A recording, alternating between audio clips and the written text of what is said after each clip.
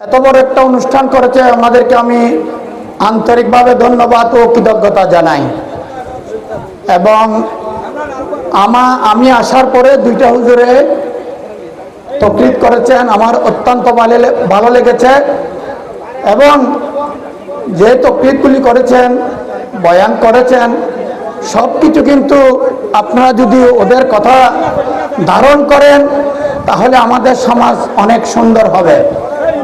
কিন্তু আপনাদের উদ্দেশ্যে আমি একটা কথা বলি, আজকে আমরা যুব সমাজ খুব ধ্বংসের পথে।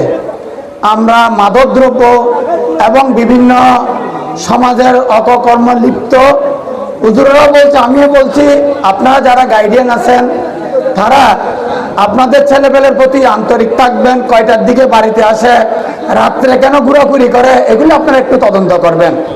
আর একটা কথা আপনাদের উদ্দেশ্যে বলি, আমি আল্লাহ আমাদেরকে বানাইছে যে মানুষ বানাইছে মহব্বতের জন্য, মানুষের মহব্বত করার জন্য। সরকার টাকা বানাইছে খরচ করার জন্য। কিন্তু ভাই, আমরা টাকাকে যত মহব্বত করি কিন্তু মানুষকে অত মহব্বত করি না। টাকার প্রতি আমরা মহব্বত পাগল হয়ে যাই। ব্যবসা বাণিজ্যের জন্য, এই জায়গা জমিন টালাটিলের জন্য, জায়গার দালালি করার জন্য, ব্যবসা কিভাবে করব এটার মহব্বত বেশি হয়ে গেছে। আপনাদের কাছে আমার একটা অনুরোধ রাখবো, বেশি টাকার দরকার নাই, সুন্দর করে জীবনযাপন করতে পারলে সবচেয়ে ভালো। যদি আমার কথায় যদি আপনারা কষ্ট পান, আমাকে ক্ষমার দৃষ্টিতে দেখবেন। আসসালামু আলাইকুম ওয়া রাহমাতুল্লাহি ওয়া বারাকাতুহু।